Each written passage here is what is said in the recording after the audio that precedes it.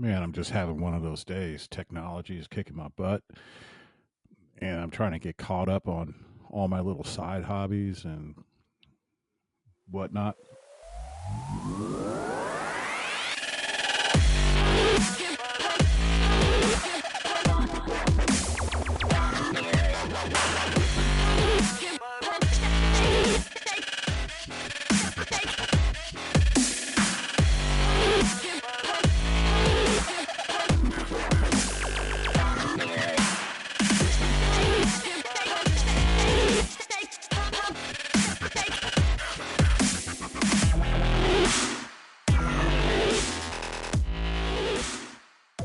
Going on, but I'd like to welcome you back to the Looking Over Strange Terrain podcast. I believe this is episode 4. And today I'm going to be talking about the 18 Charlie course. But before I do that, you can follow me on X at underscore 2500 or 2025 or on Facebook at Javi, on Instagram at Looking Over Strange Terrain. Yeah, I know it's not all kind of synced up in a way, but it is what it is. And over time, and if this becomes my full-time gig, I'll get this all cleaned up. Oh yeah, you can also find me on YouTube. I don't know why I always say that. I always forget that. I'm at Looking Over Strange Terrain, or the Lost Podcast on YouTube. So you can follow me on there too as well if you so like. And today we are going to be talking about the 18 Charlie course. That's the Special Forces Engineer course. I am an 18 Charlie, but I didn't start off that way after selection. And I'm going to kind of talk about what gets you to the military occupational portion of the Special Forces Qualification Course, the SFQC. And we're going to talk about, at least when I went through the Q course, what my experience was like. I'm not really sure what the glide path is today, but I'm pretty sure it's pretty much the same. Some of the POIs I'm going to talk about more than likely changed. If not, they're probably just still the same, and they probably never changed. But the 18 Charlie, colloquially known as the 18 Charlie on a Special Forces team, is probably the busiest guy on the team that is an officer. So, with that said, let's go ahead and roll into it.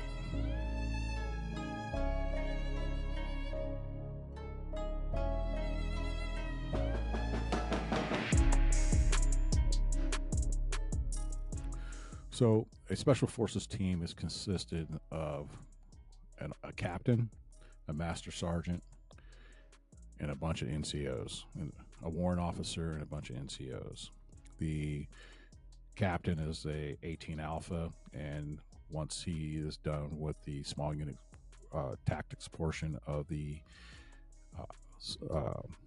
selection of the Q course, he will move on to the 18 Alpha course and learn everything there is to know about being a Special Forces officer. Whereas the 18 Zulu, who was the team sergeant, he started off as one of the NCOs on the team and later got the MOS, or Military Occupational Specialty Code 18 Zulu, once he had was promoted. You get promoted to that particular position. Then you have the 18 Fox. And again, this is another position on the team, like the rest of the positions I'm going to be talking about, that you have to come in as enlisted to perform that function on the team. And that the 18 Fox is the Special Forces intelligence officer. You have the Special Forces warrant officer. He's the chief of staff of the team. One of the next to the 18 Zulu and the 18 Fox, most likely one of the most, the more experienced guys on the team. He, instead of becoming an officer, decided to go down the warrant path. So basically, if you want to become, you can become an officer from enlisted, right? But if you want to, if you don't want to have to go through the selection process and the Q course all over again, as a from an enlisted to an officer, you can become a warrant officer, and you get more time on the team. You never really, don't actually leave the Special Forces Regiment. You're selected from, um, if there's slots available, you're selected from within the force to become a warrant officer back at your group, and then you go through the warrant officer pipeline and return back to either your battalion, sometimes team, or you just come back to group in general, which is the biggest plus, without having to go through the whole Q course all over again. But so you have the warrant officer, you have the commission officer, who's the 18 Alpha, the warrant officer, who is one of the guys that was enlisted, and now he is commissioned as a warrant officer on the team. Then you have your 18 Zulu, who was one of the guys on the team who got promoted into his position. And then you have the 18 Alpha, or the 18 Fox, excuse me, who's the intelligence sergeant. And that makes up the leadership of the team of the Special Forces Operational Detachment, or ODA leadership. After that, you have your 18 Bravo, who is your weapons sergeant, your 18 Charlie, who is your Special Forces Engineer Sergeant. You have your 18 Delta, Special Forces Medic. Then you have your 18 Echo, who is your Communications Sergeant, and that's it. And you have two Bravos, two Charlies, two Deltas, and two Echoes.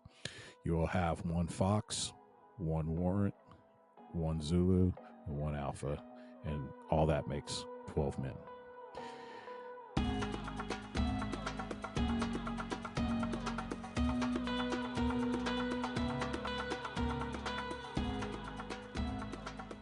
The 18 Charlie course is a course designed for you to understand the functionalities, the role of a Special Forces engineer, and what you will do on a day-to-day basis while deployed. Now, it really sounds, the Special Forces engineer, MOS, sounds sexy as hell, and it is. You have a lot of fun, and you gain a lot of knowledge. And it's one of these MOSs that if you were selected to become an 18 Charlie, or if you have desires to be an 18 Charlie, you kind of have to be flexible, and you have to be able to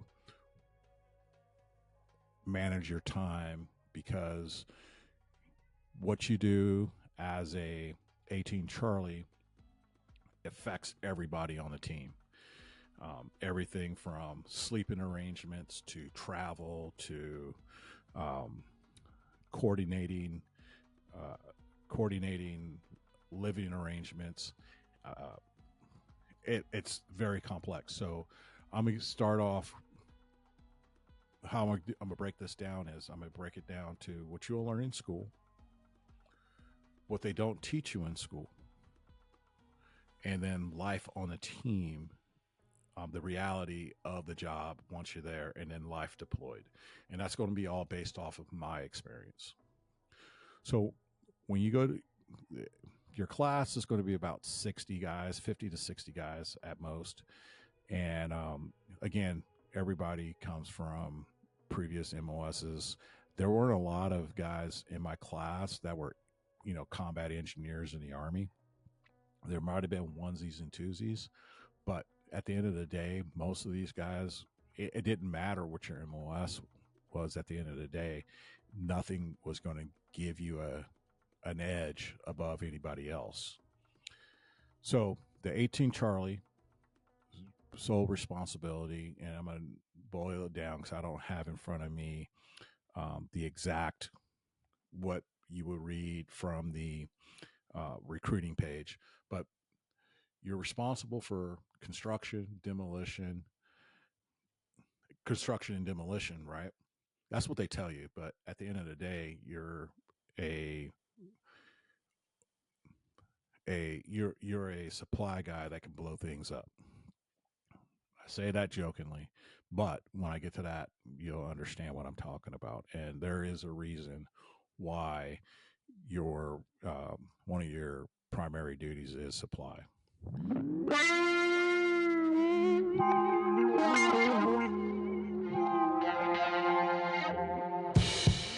So in the 18 Charlie course, you're gonna, one of the first things I went through was theater of operations construction.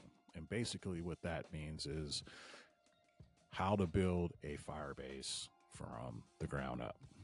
And the way we learned it was first, you got a bunch of lectures on this is what a fire base looked like. These are the different types of, this is where the terrain, how it should be select, this is how you select your terrain that you want to build this on. Then they're going to talk about fields of fire and building defenses and concertina wire and barbed wire and all this. And then it rolls right into construction, like the material, how to measure out board feet, so you know how much material you need, how to do a bill of materials, so that you know how much wood you need to calculate for to build any particular structure, how much concrete you need, things like that. How many? At the time, we didn't have HESCOs in our POI, but now I imagine the way they will, what they will do is teach you, by measuring out so much area, linear, the area or perimeter of the terrain that you want to build on, how many HESCOs you need to do so. And then that same measurement or that same calculation would also take into effect of how much dirt will be necessary, is going to be needed to fill them up. And I don't need math for that. I just know it's going to be a lot of dirt, right? But if you were contracting out this, you're hiring a local to do this for you, you'll be able to know how to calculate that out so he doesn't overcharge you. And a lot of times the locals don't. They have it pretty broken down to how much things cost, so that they can make some money, and at the same time you keep going back to them for services. So there you have it. You will sit there and you'll learn how construction works and how to be a construction site manager. And from there, you'll get your first group project, and it'll break you down into 12-man teams. And the way I remember it is they said they gave you blueprints. So you're going to learn how to read blueprints, and they're going to say, all right, measure out how much part one of your test will be, how much wood you would need to build say a 20-foot by 20-foot classroom. That's including roof, and then there's the roof, the flooring, all the material needed for concrete, all the measurements for wiring, in the type of lighting you're going to put in, as well as the measurements for piping and in the whole 9 yards. So so you're going to get a crash course on construction and planning for it. Because at the end of the day, I'm going to talk about it. You're going to be the guy who's going to be purchasing this all this material, or you're going to be putting in requests for it to be purchased and it be shipped out to you. So the way they did it for us is they gave us, hey, you're going to build this 20 by 20 foot classroom, for example. That's including roofing, flooring, desk, wood for desk, as well as electrical wiring, plumbing, the whole 9 yards. And with that, they gave, once you completed the test and you passed, they checked you off and they said, all right, here's balsa wood. And what they showed you how to cut the wood and everything, but you would organize yourselves into little teams of guys who were measuring and cutting, guys guys who are measuring, guys who are cutting, and then you got the guys who are building the framing, and then you got the guys putting it all together, the team that's putting it all together. And it was like an assembly line. And you did it with balsa wood at the beginning. So we had these little 20-inch by 20-inch classrooms, and the way we did it, it was like a cutaway. So you saw the framing, but you saw it was like a partially built little model of the classroom that you were going to then build in real life. So uh, while we were doing that, and that took like a day or two to do, and it was really neat because then it gave us an idea of how things were built and how things were put together and assembled. And then those same teams that did um, the measuring, the cutting, the assembly, and the putting together the bigger pieces would then be the same guys when we went out to the range to build our classroom for that class. They would go out, and then that's what we did. We did exactly that, but at a larger scale. And then, of course, like I said before, we went out there and we went and we built these. We took that model of the classroom we built with balsa wood, and then built that same class room with electrical and everything else, the desk and everything, out at the range. And I want to say we tore it down at the end so that the next class can do the same thing. But yeah, it was a lot of fun. I never did construction in my life. I swung a lot of hammers. During this time period, my wife and I had just bought our first house. So I was doing a lot of projects around the house. So this taught me how to knock some of those things out. But yeah, it was a lot of fun.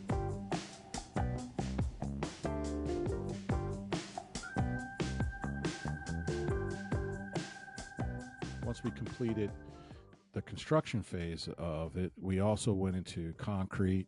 I believe we built like a couple of, if you ever gone to basic training and you have those pits for the grenades, and it was like a U-shaped cinder block wall with some dirt, as a barrier.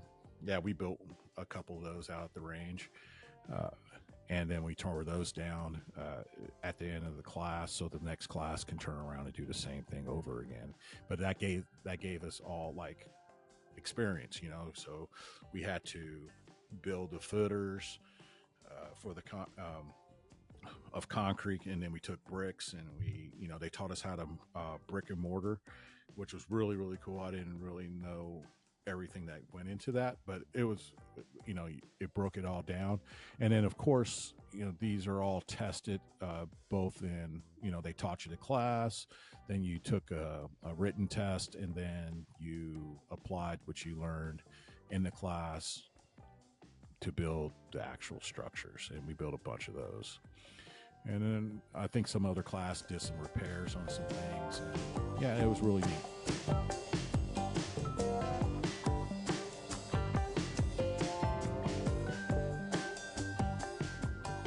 So after you do your construction, you go into what they call calc in place. And calc in place is where you learn all the different explosives. You learn how to build time systems.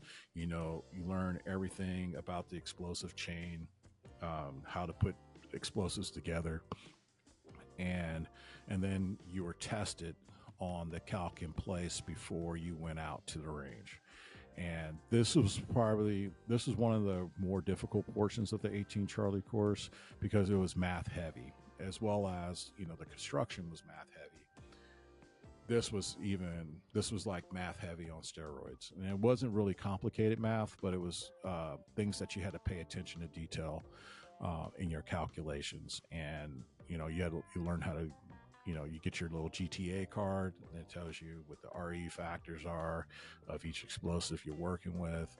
And then you just went from there. And, you get your test, and then the hands-on portion after the written test had to deal with, properly knowing how to build and construct an explosive safely, how to handle and safeguard explosives, in a field environment, and then you went out and you placed them on targets that were either like scraps of structure, old structures or old vehicles. Some of the items we blew up we blew up a minivan. We got a chance to blow up a lot of like decommissioned artillery pieces, and that was real important for us to learn how to do, because we may come across those items in the out in the real world. But we learned how to blow up steel, which was my favorite. We got it down to a science where we could cut a piece of steel and it would look like you took a cutting torch to it, and it was just that precise with very little scarring. And you'd be surprised what you could do with plastic explosives and how effective it is for cutting steel. After the calc in place portion, you're going to do a identifying munitions and mines, landmines. And this was difficult because you got away from the math, and now you had to really focus on being able to visually identify landmines and different types of munitions and commit them to memory, because you will get a randomized test for every person, and you had to be able to identify whether a grenade was either from Czechoslovakia or Romania or Russia or China, wherever the case may be. And then you have to, and there was very little things, in a lot of ways, those munitions were very similar to one another. And there was just little nuanced things that you can look at and be like, all right, that's an Italian mine versus this is a Chinese mine or a Russian mine or whatever the case may be.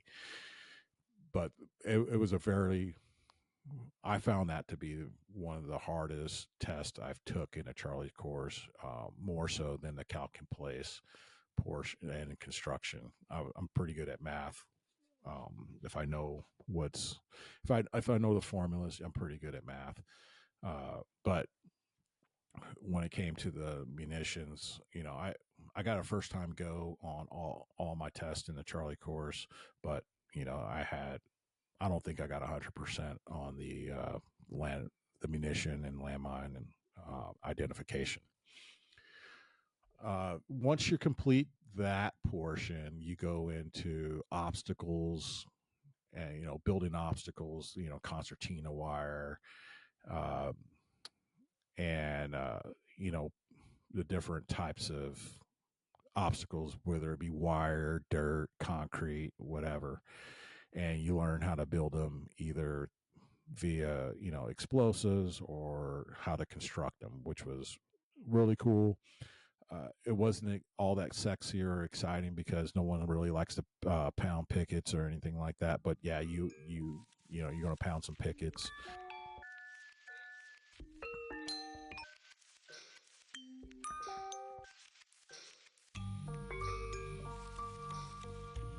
The obstacles, you go into improvised explosives. A lot of times you won't find, like, for instance, you might find yourself deployed and you may need Bangalore torpedoes, for instance.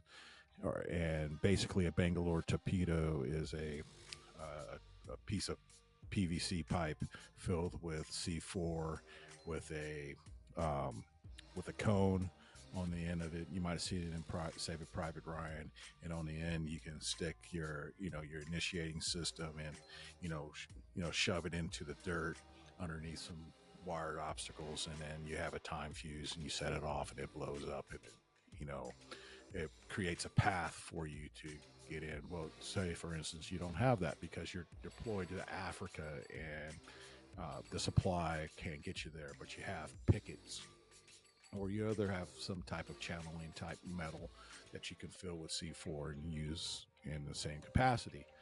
And that's what the Bengal, and they teach you how to build those things.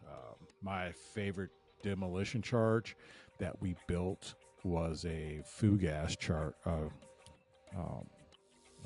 fugas explosion, which basically it was just, some drums of diesel and some other items put together, and what makes it effective basically is like creating napalm. And I did it once on a deployment. It didn't turn out as effective as I wanted it to, but essentially it turns the diesel into gel, and you send it flying forward, and it burns everything. When we did it in the Q course, in the 18 Charlie course, this stuff stayed on fire forever, and we had to stay out there until it all went out. And then we set it off in the rain, and like it was like a North Carolina Fort Bragg I hate you rain, where the water went down the crack of your butt, and you knew at that point that life really sucked. And what made it cool was the fact that when we set that explosion off, it went off and it stayed burning in the rain. That was really, really cool. So you get an opportunity to learn a lot of things. I really don't want to talk about I don't want to spoil it for people who are interested in going, because it just really, I didn't like a lot of this stuff I didn't know about because no one really talked about it. But when you're there and you get the experience, and you walk away saying to yourself, I can't believe I get paid to do this. And it was a good time. So you fast forward through all that, and the next phase we went into, after you were done with the range, you went back to the classroom, and you learned about what you call target analysis. And again, I'm not going to go a lot into this because there's a lot of information to put out about target analysis, but you learn a lot about the infrastructure of the United States, which is pretty much the same across the board no matter where you go. That's, power plants, roadways, bridges, and that target analysis rolled right into bridges, where we learned how to build bridges, not colloquially, but like physical bridges, like a Bailey Bridge. It's a military bridge that comes in a kit, so to speak, and then you put this bridge together over a small stream or a river. But bridging operations was a big thing. And again, that was another tough, a lot of these things I'm talking about weren't easy tests to take in the 18 Charlie course, but they're very doable. They're easy to pass. They weren't easy in the sense that, you just take a 1 hour class, and at the end of the week you take a test and you hope you pass. No, there was a lot of information put out, and talking about drinking from from a fire hose. That's exactly what you were doing when you're going through these courses. Especially in the Special Forces course, you're constantly getting force fed a ton of information, and it's usually in a short period of time, and then you're being tested on it quite rapidly while it's still fresh in your mind. So but target analysis led into bridging led into your culmination exercise, which I don't even remember what happened during that culmination exercise, but I'm pretty sure it had to do with small unit tactics and blowing stuff up.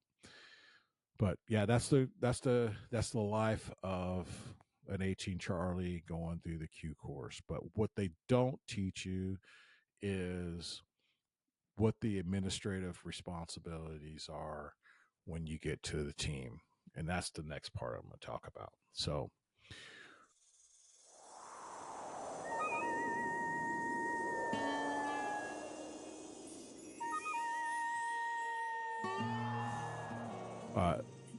so the next time you'll start doing, for me, I went from the 18 Charlie course to a big exercise called a culmination exercise, where all the MOSs got together. That's the officers, the and all the enlisted get together in 12-man teams. And because you won't have a warrant, a fox, or a team sergeant, one guy, usually the highest ranking guy from one of the MOSs. It really didn't matter who it was, as long as you were the highest ranking. You were the Zulu. Then you had, a random guy on top of his 18 series duties was the fox, the intel guy, and then everybody else kind of filled in the rest. But again, at this point, everybody was on the same sheet of music. Now the way the Q course is structured is a little bit different, and I think language school is filled in before you go to Robin Sage at some point. Whereas when I went through, language school was after I went through Robin Sage. But yeah, you do your Robin Sage, you do your language. I did my language school, and then I went to SEER school, and I was, sent off to 3rd Special Forces Group. So when I got the 3rd group, I was assigned to my team. I was in 3rd Battalion, Alpha Company, and at the time, the team number was 372. So if you're not familiar with operational, the way a Special Forces team is numbered, it's pretty simple. So back in that time period, when you had 3 numbers, you had the first number was the group. So my team number was 372. The second number at that time, when it was just 3 numbers, was 7. So if I met any guy from like 7th group and he said he was on 770, I knew he was on the B team in 3rd Battalion. Why? Because 1st Battalion's team numbers started with 1. So that second number would be 1, 1 through 3. If it was 2nd Battalion, it would be 3 through 6, or 4 through 6. And if it was 3rd Battalion, it would be 7 through 9. So I was in 3rd group, 3rd Battalion, so 7. And then the last number kind of told you within the company what type of team you were. I'm not going to go into that because it really doesn't matter. And sometimes that varies throughout group as to what that second number team is. But today, most Special Forces units have 4 numbers, with the first number starting off with the group, the second number starting off with the battalion, and the third will tell you what company that particular team is on. So 372 turned into 3312. So I was in 3rd group, 3rd battalion. Because I was an Alpha company, that would be a 1, and then that 2 designated with the type of team I was on at the time. So 3312. So if you said I was on 3336, I knew you were in 3rd Battalion, 3rd Special Forces Group, 3rd Battalion, Charlie Company, on that, whatever that team specialty was at the time. So that's how the team broke out. So I got to 372, and life on the team is like this. If you're the Charlie, you do Charlie work. And you're basically the steward of the property book. And the property book is a book of all the items that the operational detachment commander is signed for, and you manage that book. Within that book, you will get to become very intimate with every item in the team room. If it's on the property book, you know about it. If it comes off the property book, you know about it. And then you keep the captain informed. So this is where your organizational and time management skills come into play. You have to be able to, and every 18 Charlie did it a little bit different, but we mostly did it the same. Some guys had methods that were a little chaotic, but most of us pretty much was really cut and dry. Basically, you would do is that property book will be broken down um, as one complete book, but then you have to go through it and say, all right, this is the 18 Bravo equipment, and this is everything they're signed for. So you'll take everything that the 18 Bravos are responsible for and put it on a 2062, and then they will sub hand receipt it from the commander to them. Same with the 18 Charlies, 18 Echoes, and the 18 Foxes and Deltas. And some guys have more equipment than the others. I think the Bravos usually have the most stuff. That's because they includes weapons, nods, thermal sights, um, all the peripherals for your rifles. Uh, 18 Charlies mostly had compasses and GPSs and uh, demo bags and all the BI that comes with that. And the Echoes had all the radios and computers, and the medics had a library. I think they had the least amount. The Echoes and the Fox, the intelligence sergeant had the least amount of stuff. Usually, like the Fox will have like a camera and a computer and a few other items, whereas the Echo will have all the radios and all the laptops. I said that before, but the Deltas will have a library and a lobster cooker, like a sterilizer. That's all I can remember that the Deltas had that I really had to account for, because most of their stuff is things that you throw away. But then you have to learn speaking of that, you have to learn all the different classes of supply as well, like class 1, um, class 2, which was major end items. Class 3 was like, I don't know, I think it was oils. And class 4 was your construction equipment. Class 5 was your ammunition. Class 6 was um, food items, I guess. Stuff that you go get at the class 6, alcohol, stuff like that. But that wasn't on your property book. You got class 8 and 9, batteries, whatever the case may be. I forget. I'm pretty sure I'm pretty close on most of the classes, but I can't remember everything. It's been a while. I don't have to remember it anymore. But anyway, you have to know all your different classes of material. That way you could spend money to buy and plus up your team with items that they need. And so I think class 2 was like uniforms and stuff. I might be wrong. But anyway, but yeah, so you're responsible for all that, especially when you're deployed downrange, because it looks way different when you're downrange than it does when you're in garrison. Because some of those things you don't have to worry about in garrison, but you do have to worry about when you're deployed in a combat environment.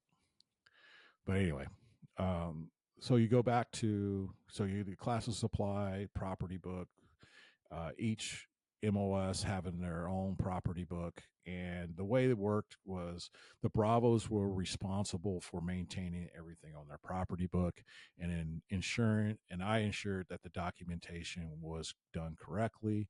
And then most of the times, like, they know how to do it correctly. And that wasn't the issue. It was just staying on top of it. And so I don't have to worry about what the Bravos do with their equipment. I just got to make sure when the commander wants to do an inventory that all the equipment's there. You're also, and then every MOS was required to annotate their own shortages. And so a shortage basically was, say, for instance, you had, and the best example I can use is night vision goggles. You have like these little lenses, sacrificial lenses that always get lost that we never had. Every set of nods according to the serial number it was supposed to have so many in its bag. So when you did a layout for a command inventory, if those items were missing, the commander knew he had to replace them. But if the number of items got to a point where it was costing the unit a lot of money, the outgoing commander was held responsible for that. I've never seen a commander have to pay out of their pocket. I've heard the threats of it happening, but I've never seen it actually come into play.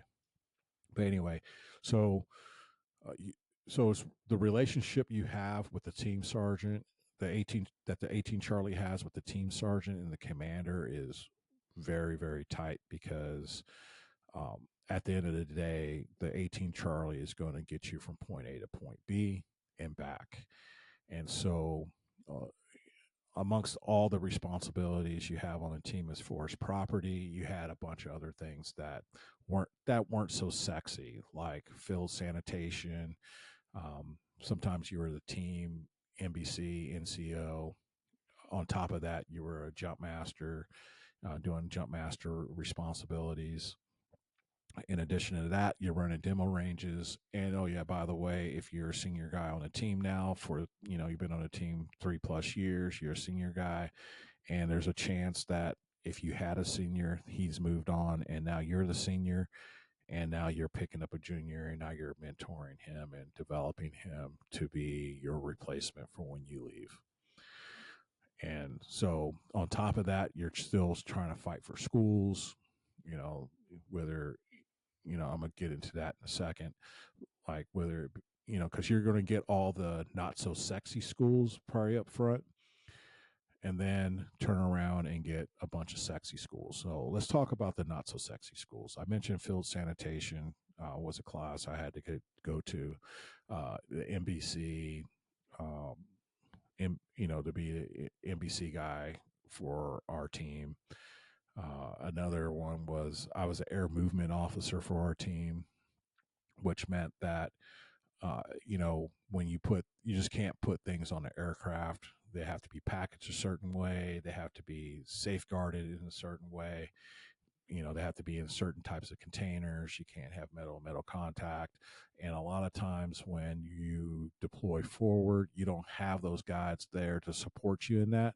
So you become that guy, kind of like a jack of all trades and a master of none. And in the long run, you become a very belligerent, upset person. I think I was rather tame compared to like my senior. He was grumpy, hence the nickname we gave him was Grumpy. And I didn't understand why he was so mad all the time until I was in his shoes because I was doing a lot of the minor things, and then when I became the senior, I picked up all his responsibilities, and oh man, that I I understood why he was an alcoholic. But anyway, um, but yeah, so you'll get a lot of not so sexy schools that will help the team out. But if you do well at your job, you'll then get the sexy school. So that being said, if you're not Ranger qualified or haven't been to sapper school prior to getting to the team, and there's a slot that opens, knock that out. Uh, that really does help the team. It helps your career. Not only does it help your career, but it helps the team out so that you don't have to worry about that before you get the group. You can just, you can get that knocked out. And all it'll do is just make you a better soldier at the end of the day and also provide you with some leadership that you probably didn't, so help you out leadership wise. That you probably didn't get while you're in a Q course, and because those are all leadership schools. And then it's good to have some candy on your shoulder when you show up to the unit, and you don't look like a cherry like me. I had my long tab, my air assault badge, and airborne badge, and that was about it. But so yeah, knock out what you can for schools before you get to the team if you can. That's if you can. There's nothing wrong showing up to the team and not having gone to Ranger school or Sapper team, Sapper school. They'll probably send you right away if you really want to go. Just make sure you're ready. And that's what's really important, that you're ready to go mentally and physically. Um, but also, if you get a chance to go to Halo school, knock yourself out. I didn't get a chance to do that. But I tell you, one of the things I'm glad I did early was go to jump master school and knock that out. And it it was a great time, and I learned a lot, and I loved doing, you know, the best place in the stick is to be the jump master. So, all right. So you've been on the team for a while. I talked about, what did I talk about? So where am I at here?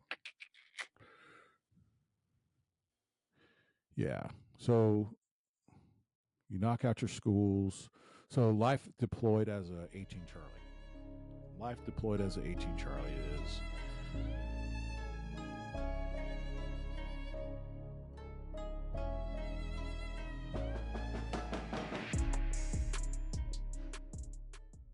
very, very busy. So from the time you leave or the time you get your mission and you start mission planning to the time you get home and the moment you have gotten accountability of every last piece of equipment, you are busy, like extremely busy. I cannot tell you how busy you will be, because if you're on an ODA, I'm not talking like on the CRIF um, or one of these specialty units. I'm talking about if you're on an ODA, a special operational detachment that is deploying to a J set, or you're going downrange into the combat zone, you will be busy from the moment you get your mission to the moment you get home, and you really don't stop working until every last piece of equipment has been accounted for. So what does that look like? So you'll get your receipt of the mission, and you start your, depending on what you're doing, you might start the military decision making process with the team, where you go into isolation, and from that point on, you are getting everything, all your ducks in a row. Everything from coordinating movement of equipment to, or getting forklifts out to your team room, to where you've built, to get the palleting, to bring your palleting materials, putting your pallets together, documenting everything that's going on in the deployment, everything that's staying back from the deployment. Once you do that, you're making arrangements of, with the battalion to move that equipment from your team room out to a staging area to be inspected. Then you're out there getting it inspected, and once it's inspected, you're watching that stuff go out to the flight line, and once the Air Force has possession of it, then you can go back home. And this is like, I'm talking about, this is, I just went through the whole, I kind of condensed that part, but that's, there's train ups, there's demo training that you have to do with the team, there's getting stay-go list, things that are going to stay behind, things that are going to go forward together, and then passing those up to the battalion and making sure that the property book documentation matches what's staying behind and what's going forward. And then once you do that, you got everything on the pallet, ready to go. You've inspected it. Every box has been inventory. Every box has a inventory list of what's inside of it. You have a copy. Your Bravos and every guy on the team has a copy of it. And oh yeah, by the way, they have their personal items. And then oh yeah, everybody on the team wants gym equipment, so they have to bring a whole gym onto the pallet. And you're doing all this stuff for the team, and you're trying to keep yourself busy, and they're keeping you busy, and you're either loved or you're either loved or you're hated, and it's crazy. And so and then you're on top of that, you're trying to balance out home life and taking your kids to ball games and vacationing and all this. And then finally you show up to the green wrap. And for me, that whole process, I just wanted to get the deployment over with, so I would kiss my wife and I wouldn't let her hang out with me. I regret that to this day, but that's the way life was for me at the time. That's the way life was for me at the time, because I just had so much going on in my head and trying to keep track of for the deployment. But anyway, so you get downrange to wherever you're going, and you have to make sure you've already coordinated. You have a plan for how your stuff is getting picked up, where it's getting shipped to, and then you have to you have to inspect your load and make sure that the seals that you put on to the pallet hadn't been broken, and you want to make sure. Then you have to lay out all your equipment and do an inventory, make sure you have everything. And once you have everything, you have that, then you go into whatever your mission set is. And then you spend the rest of the time.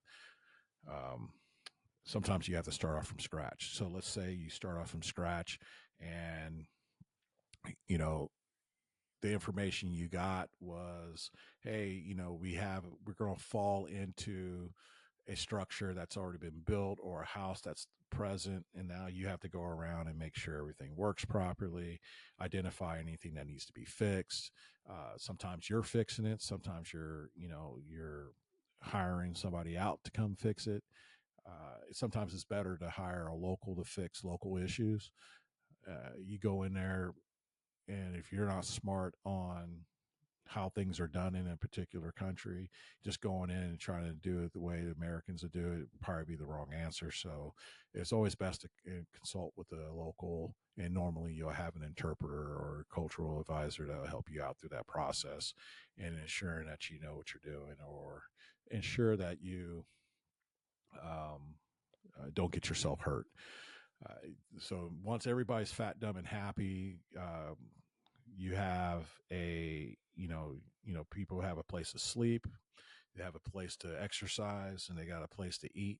Most of the time, the ODA will just go on to autopilot, and then you can go about what your mission is. But in the meantime, you have to be ready to react to contact if the situation arises, like electrical goes out. There was an instance where we're in Central Asia, in Kyrgyzstan, and the guys brought baby wipes to wipe their bums, right? And I had no problem with that, but in that country, you don't flush toilet paper down the toilet.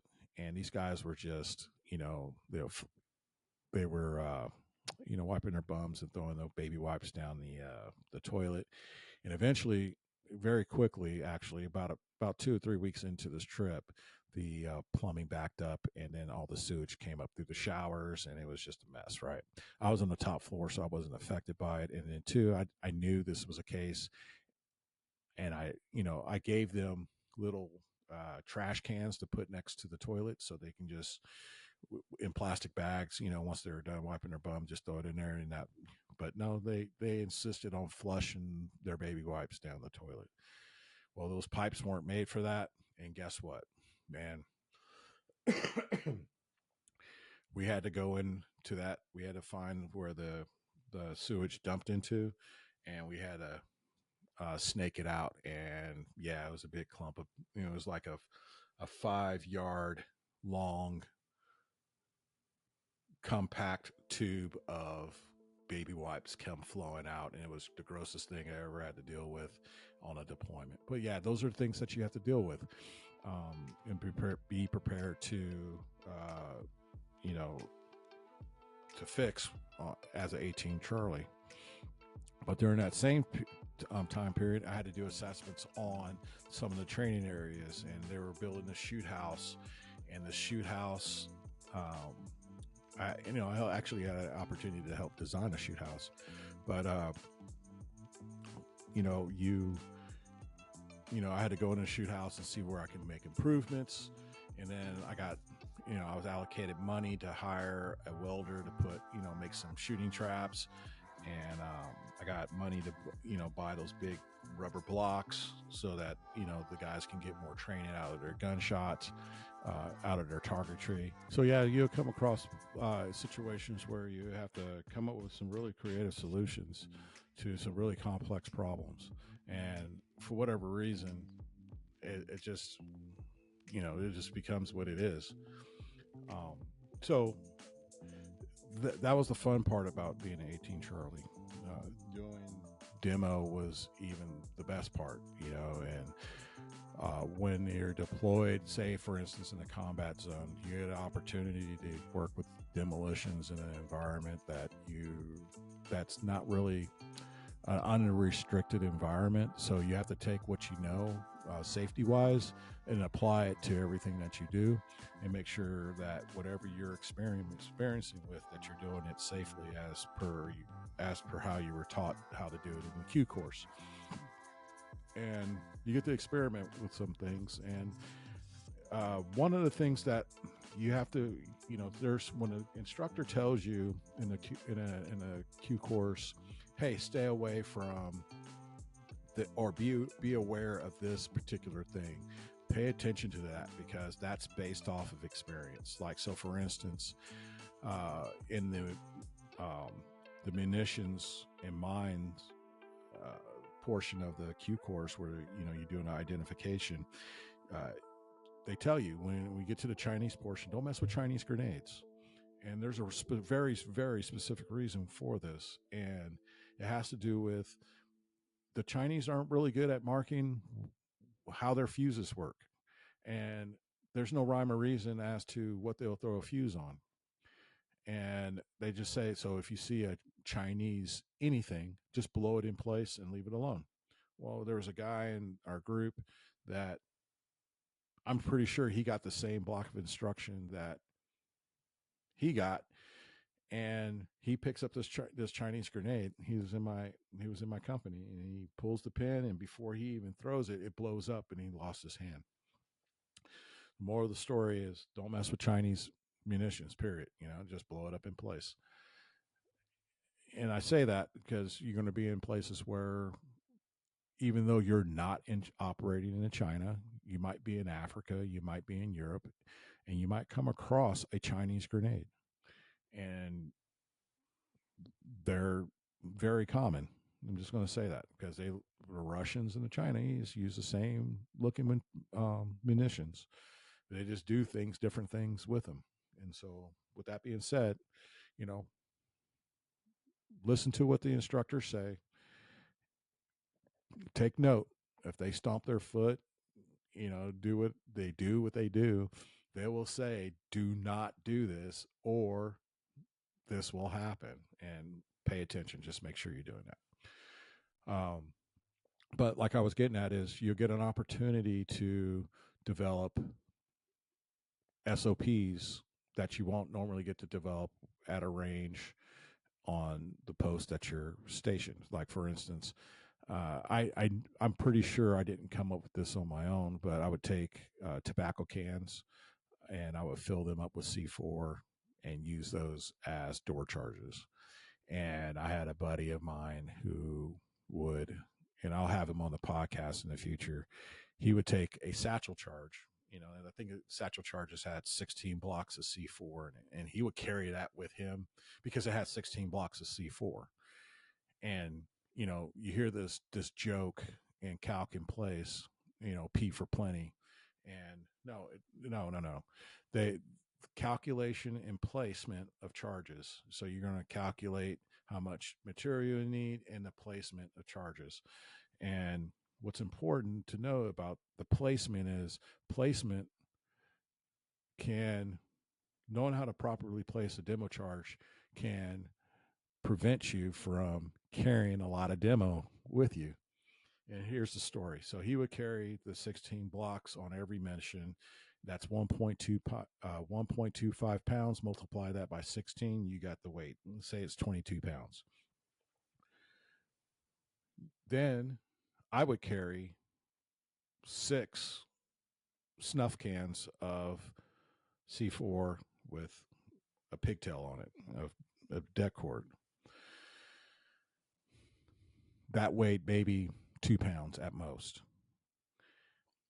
I made him a bet. I said, hey, I can blow up more stuff with one dip can charge than you can with all that you carry. And for example, we were on this mission down in Gardez, and we came across this, we're with the 6 Kandak Commandos, and we came across this cache. It was a suicide vest, of RPG, AK-47, a motorcycle, and a bunch of other stuff. I was tasked with getting rid of it. So with one dip can charge, I threw it on there, put a time fuse on it, blew it all up. It was all about placement. Nothing was left. Everything was destroyed. Well, he saw that. He was sold. So, fast forward a couple of weeks and we're on this other mission. I got him sold on the dip can charge. So now we got like a whole bunch of these. He carries like, 6 or 7 of them, and I carry, the other bunch. And we got separated. He's working, he finds a cache, and it was a huge cache. I don't really remember how big it was. And I'm like 100 meters away in a building guarding these dudes that we captured. And I had my dog with me.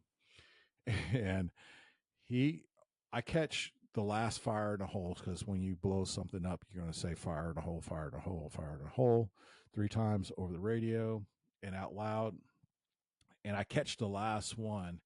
And as I'm hearing it, my dog, who's tethered to me, he pulls me into this door jam. I was standing in a doorway of a compound, and that explosion goes off. Boom. And as my dog yanks me in, this big old chunk of, of that building that my buddy just blew up, zips past me. I'm like, holy crap. And it was like a really close call. And so I was like, what the heck just happened? He goes, dude, I just blew up he beat me. It was like a huge cache. I think it was like, a couple 100 pounds. And I was like, well, how much demo do you use? And he was like, I just used one dip can. I go, what did you do? And he goes, well, he found an Italian mine that was actually full functioning Italian mine. And he placed that dip cam charge on top of that Italian mine, and then placed that mine on top of everything else. And he just blows everything up, and it just destroys this whole building. It was awesome. Anyway, so yeah, it's all about placement. And I tell you that story because not only did I sell him on taking less demo on missions, but I also, because I was a senior about this point, I was 3 years his senior in SF. We were the same rank. I just, I had more seniority to him, and it was something I taught him. And he was like, man, that you have me totally sold on this. And so, yeah. So from that point on, he reduced the amount of demo he would take on mission. And just, but that same dip charge ended up biting me in the butt a few years later. So, it was my last mission. It was my last deployment in Afghanistan, and we were in Kunduz, and we're, conducting this raid. We're hitting a bunch of these places, and we're in this village. My team sergeant has half the team going down, one end of the village. I have the second half, and I'm going up with the Europeans and the European soft forces, and he has a bunch of the commandos, and we're just kind of racing to the end, right? And we get to a point where we're moving too fast, and we're kind of losing control of my element. And so I slowed it down, and we started being a little more deliberate. And I'm not saying that we lost control. It was just, we were getting a little bit ahead of ourselves. So I slowed it down. We slowed the pacing down a little bit, and we started, we did this, we knocked on this door that and we were like, we got to blow it and get inside the compound. So I placed the chart. So Afghan exterior compound doors are kind of recessed into these big, thick walls. And so I went, it was a metal door, and I had some hydrogel on the backside of this dip can charge, and I put it on. And I also had a little refrigerator magnet just underneath that as a backup. And then I also had I had some duct tape or 100-mile-an-hour tape with tacks. So if it ever hit like a wooden door and it was having, trouble sticking, I can, stick the tacks in, and then the charge will stay. So I had all these redundancies built into this dip chan carge, but I felt like the magnet, along with the refrigerator magnet plus the hydrogel, is good enough on this metal door. So I stuck it onto the door, fed it back, made sure the line was good. I was under nods at the time. It was dark, and my radio antenna had caught the a part of the charge, and it fell. But the way it fell, the charge looped back, and it was off behind me. But uh, the cord was long enough that it went back into the recess of the doorway, so it looked like under nods that it was still attached to the door when it really was like out flapping in the wind behind us. And I pulled the initiator, and yeah, my headphones came off my ears, and it rung my bell. Fortunately, nobody was hurt, but it really rung my bell, and I learned a huge lesson of double checking my charge. And then I was pretty confident, but under nods, you can't do that. You have to double check your charge. So another part of your demo training that they really don't cover a lot on, you get like a small block of training is urban use of explosives in an urban environment under CQB. Yeah, you'll learn how to build the charges. You'll learn what charges to use on what to breach what type of material, but you won't do a lot of it until you go to range 37, where you're going to learn a lot about that. By the way, I've never been there, but most of the things I learned were from guys that went on breaching charges, and so that's where I got all my expertise on that. So yeah, so that's the Charlie course. That's the life of a 18 Charlie on a team. Life as an 18 Charlie downrange, you're going to be busy, busy, busy. You like those water purification and NBC courses come into play when you need to dig a well, when you need to take showers. It may not seem like a fun thing to do. Yeah, you don't get a cool little badge for doing it, but at the end of the day, it keeps you safe and it keeps the guys on the team happy. I didn't go into managing workers because I don't know what the next conflict's going to look like for SOF. But while I was in Afghanistan, we would have workers, and the reason why I didn't get a lot of sleep is because if I wasn't on mission, I was, training. If I wasn't training, I was managing workers, and that meant I would sometimes have, every day for the deployment, I would have to go out to the front gate, get them in, give them their taskings, and then do all the things that we were, SF guys do. Oh, one of the things I forgot to talk about was you are in charge of creating the cross-load plans for patrols, whether they be foot and vehicles. So I was in charge of making sure all the vehicles had fuel. Well, I take that back. I was in charge of making sure we have access to fuel, food, and water. And a lot of times when you're on your fire base, you will have the food, you have the fuel, but you might have to go somewhere to get the fuel, and you'll have the food and the water. The Bravos on the team were responsible for making sure all the trucks and all the guys on the team had ammo.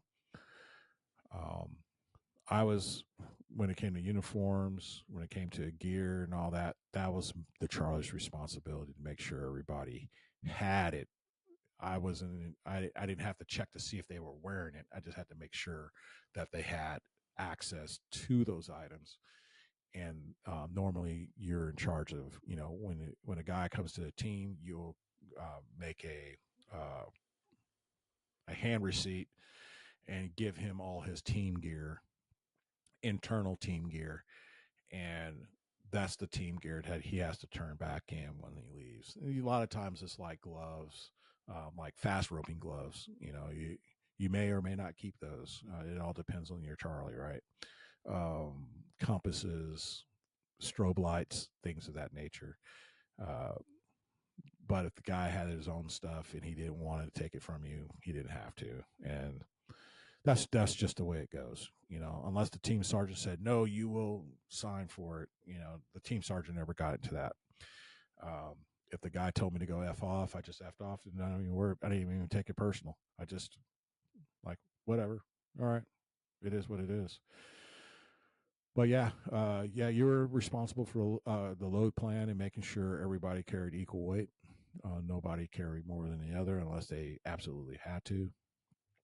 The deltas were in charge of making sure on the trucks everybody had, first aid, multiple IFACs, tourniquets, stuff of that nature.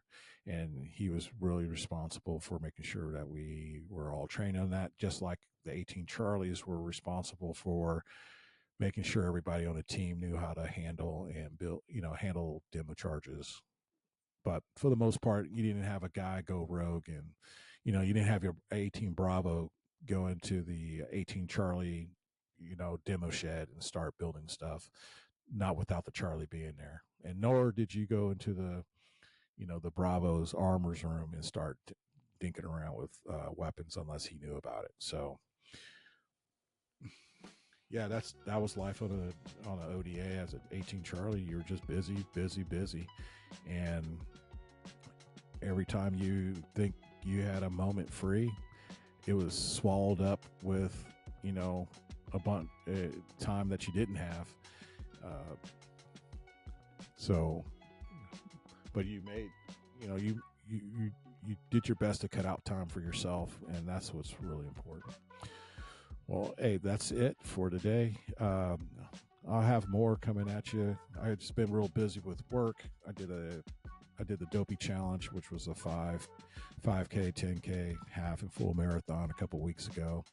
And that hit me pretty hard. I ended up in the hospital after that, but I'd like to thank the guys out at Camp McCall for helping me out while I was out there for work.